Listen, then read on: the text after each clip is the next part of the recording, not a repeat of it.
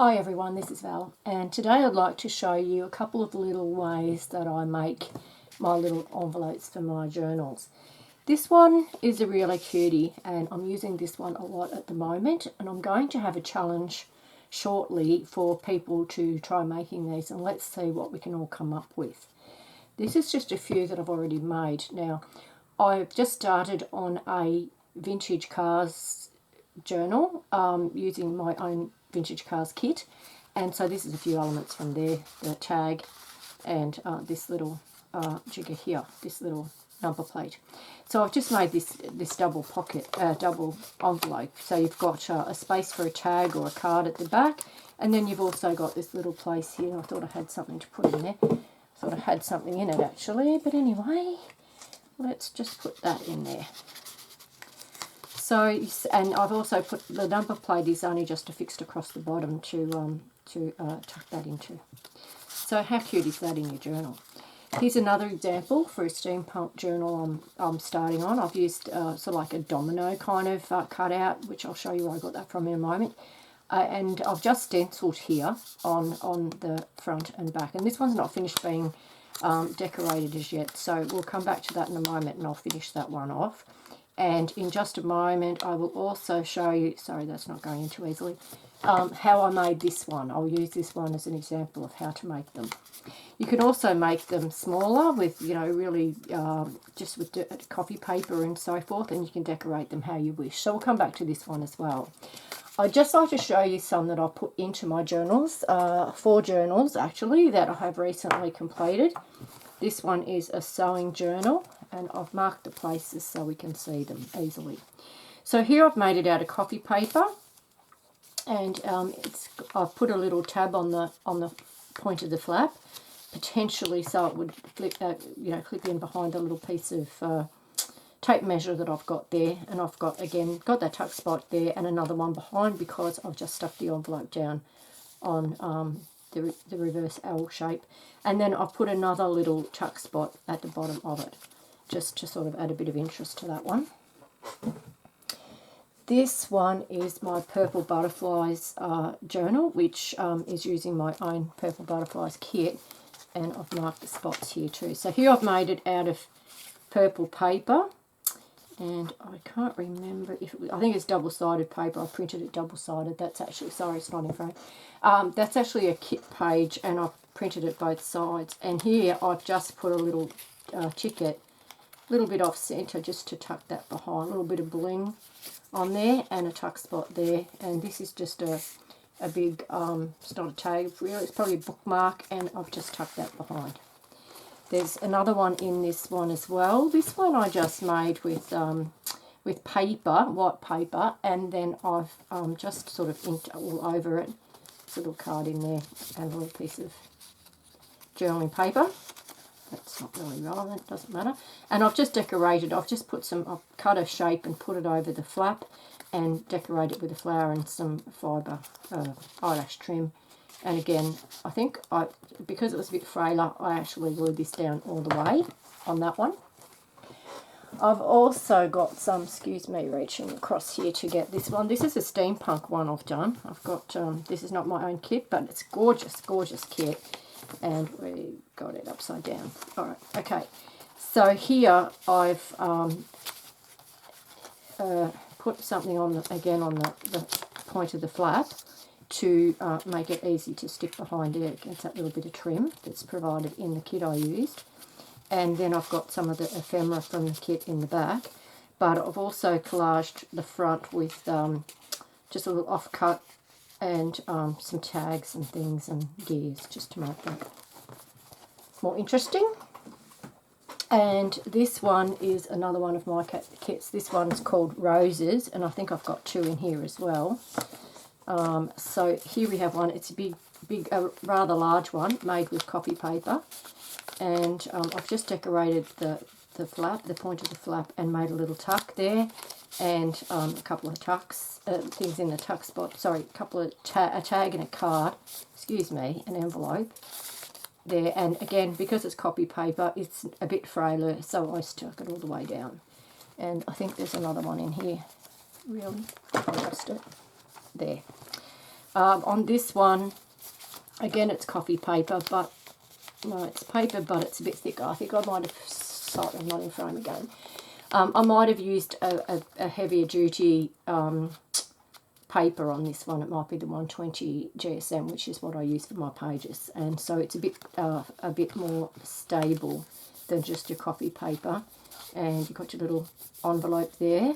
I've decorated the flap of the envelope with some of the paper that I've used in the kit, and made a little deco there, and a couple of things in the back, and another one of those big tall bookmarks, I guess they are, tucked behind it. I made these while I was away on holidays, so made lots of rows of stuff ready to go into my journal. There's other new things I've learned how to do, but there'll be another video another time. All right, let's have a quick tutorial. So this one here, very simply, I've just used a piece of this paper. Now, I don't know about you, but I never find a real lot of uses for these little 6x6 paper pads. But this is a really good way to use those up. So this is all it is, just one of those 6x6, this is a light cardstock out of one of those paper pads. And all you need to do is fold it across on the diagonal. I'm pretty hopeless at lining that up, but you can trim it later. And then do it again, okay, across like this. So and you should have a fairly good, it's not too bad. For me, that's not bad, honestly. And if it doesn't quite work out, just trim it up. It doesn't matter. It's all good. All right, so then open it back out like so. And you just take one of the points and bring it down. That's going to be the flap of the envelope. But we bring these in so they just go over that centre fold line. Fold those in, like so. And then this comes down to meet them if you've done it right, which I haven't. So you might have to fiddle around with these a little bit. The other one worked out perfectly naturally, but now I'm on camera, it's not. So you often find then that this flap doesn't quite fold down, which is why sometimes I stick something else on there. So that's all you do. So that's the basics of it there. A little bit wonky, sorry. But what I did with this one, I then got another piece of that 6x6 paper, which is floating around here somewhere among all these. Where would I have put that? Here it is, right here, and I just cut off a corner, as you can see, and that then became the decoration on the flap. So very simple to decorate there, but you can also use stencils, which are what I did on the flap here. So I've just put the got my stencil. And I didn't really want it to be too girly because of the, hang on a minute, let's go back to basics. I don't think I stenciled next, so let's just go ahead and do what I did. I then opened it out and I inked my edges. This one has to be inked this way. Assuming that I just stencil it and don't stick another false flap onto it, if you know what I mean. Some of this can be done afterwards. This perhaps is the most critical thing to do now and get decorated how you want. Right, and then we get our glue. I'm very lazy. I don't swap glues. I use fabric glue for everything because I find it's, although it's a white wet glue, it doesn't seem to buckle pages. It's good for putting on fabric to paper and all sorts of things, so I just do it for all. So then you know they're the ones that are going to stick together, so just do those two flaps to join them together, and then glue across the bottom of this side so that they come in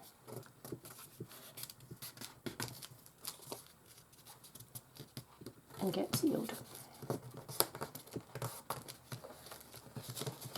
So there you go, there's the basics of your little envelope. Now with this one I actually did stencil it first, and I didn't want it to be girly because of its being it's going into a, excuse me, let me think about what I'm doing here. It's going into a book about vintage cars, which is a very masculine kind of concept, and so I didn't really want to have flowers. Some of the stencils are flowery. So what I did is I just used the music end of it where it sort of kind of is just lines. So it looked like that originally, and look, that's not too bad. I don't dislike that, but I just preferred to put the false flap of the envelope over this one. But it would have worked just like that as well. So there's so many things you can do then to decorate it. So I've got my little, more of my little car stuff here. So that might look good in there. And I need a tag now. I have to sort of separate these out because it's quite annoying when you can't find what you're looking for. You know, you've got a little stamp or something you need and you can't find it. It gets quite annoying. So I have little buckets of things. And see, then that there could go like that to hold that flap down if I leave the flap thing. But because I've actually not quite got these folds right, that flap kind of looks, it didn't quite work as well as it should have. Not like that one. The flap's deeper and it looks quite good there. But, you know, I could do the same. I could just put another piece over there and extend it just a little bit so it comes down a fraction further. So, you know, so it comes down and tucks in there, the way I did with the other one. Or I could use something like, well, something like this and just put that on the flap and have that tuck in. See, I think I like that. Do I like that? No, I don't like that. But you see the options that you have. I think I actually like the pattern, but I didn't like that. These are actually for the steampunk one. So maybe a car one would be better. How about one of the stamps? A little bit off centre there, just so it can just. Yeah, I think so. What do you think? I agree. Yep, let's do that. So I just want to do the top of this. It's a bit too much glue. And then I just want this to just click in there. So just at the very bottom. And I just glue these at the very sides. So there's plenty, you know, you don't have to worry too much that you can't get that in there. And just centre this right at the very bottom though. About centre. Roughly centre. And so then you have that as your little tuck spot and you've got that place for your tag in the back to go in your journal like that. So that's those two. And of course, you know, you don't want lacy ribbons and things for a car one. So I've just put some string in that one. So there's two that will go into my car journal. Now come back to this one. This one's destined to go in my steampunk one, the next one I do. As I said, I've already finished one, but I've got so much stuff. When I started looking at what I was going to do with this one, I realised I had all these things left from steampunk, and you see what I do to store my collections. I just put them into a bag, so when I'm looking for something, I'm not going through, you know, 1,000 things. I've got them organised into categories or journal topics or whatever. So there's some really cute things in here, but even just looking at this paper here, which was just, it's out of a paper pad. It's all in black and white. I've got a whole big stack of it. Excuse me. So I've got all of this. Look at this. Look at this. Like, so much paper. Not particularly colourful or pretty to put into journals, but for steampunk I thought that worked okay. So I used this one, which it's vaguely like gears there on that paper. So, you know, I could just cut off. I'm going to try that and see if I do that, will it work? And I just want to cut across from there to about there. You know, I can't cut straight despite what people tell me that they think I can. I can't find my ruler, so this will do. Let's improvise here. All right.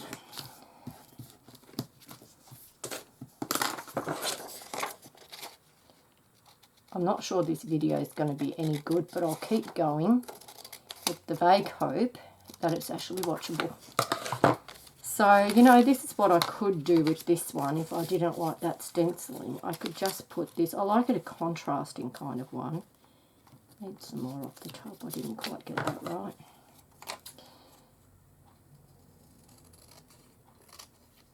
And then you know what happens is it cut too much.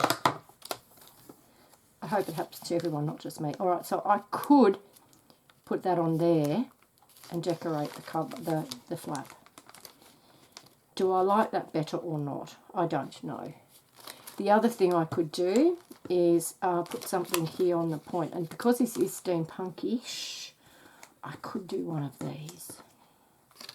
That's just there. That could go on the tip. And then still, I don't know if it would clip in right. But I've got lots of other things in here too. And I've got some little tags and things that can go in. That kind of one, or that kind of one. These are all left over, honestly. All left over. Again, I could do the stamp thing, couldn't I? Now, this is just from one of those paper pads I was speaking of before. I think it might be this one.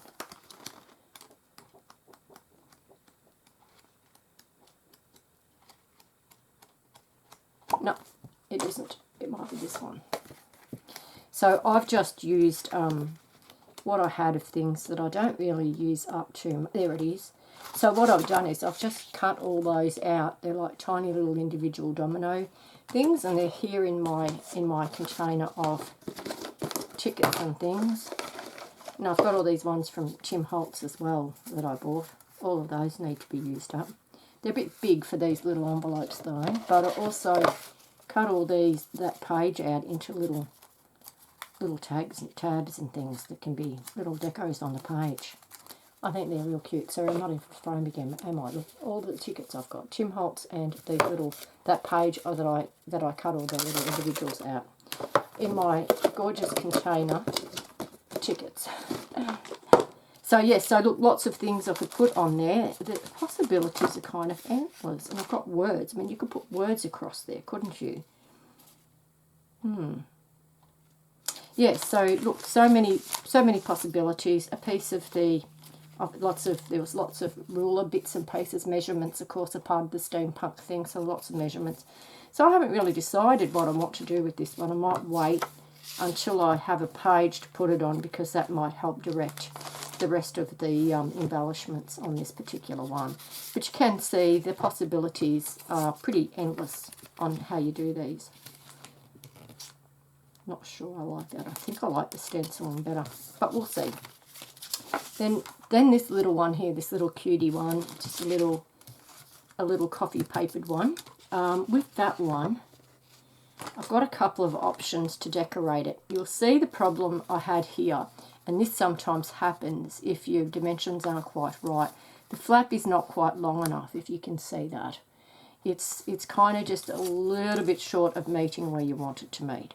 So you can attach something to the flap to extend it. So just stick it on like that, and then you've got that on the point of it. So you can do that. Perhaps that's a bit big, but something similar. Or you can just decorate, if it's going to be in, it's kind of like a girly type one, a flower, some fibre trim, you know, something there, something pretty, some bling, and dress it up like that. So that's how I make those envelopes. The other thing that occurred to me when I was doing this was that you could make one like this, just a single envelope, just by using the basis of that idea. And that's what I'm going to show you now. So this is, I've just got a triangle here now. It's not square 6x6 folded into the triangle. It is a triangle. And so you can do the same thing just by bringing that in. I want to know where the halfway mark is, so let's just put a little crease there. So that's the halfway mark. Bring this one in just past that crease that marks the centre. Bring the other side in about the same. And then you can actually fold that flap a little bit further up because it hasn't got that bulk anymore, and you're not interfering with the flap at the back. And so just by doing something like that, you can make a similar little envelope without and you can still have a tuck spot behind depending on how you put it into your journal. So you kind of see that that's a very handy little way of making envelopes. There are a lot more ways to make envelopes, and I'll be back with more of those in another video. But I wanted to show you how to make this double little envelope because that is going to be a challenge in my group.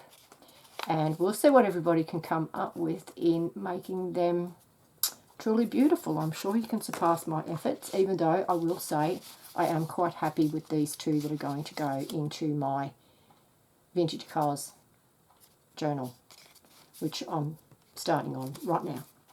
So that's what I'm off to go and do. So the challenge will be posted in my group shortly. So if you don't know how to make the double envelopes I'm referring to there, you'll be able to look at this video and find out how to make them. Thank you so much for looking. Have fun.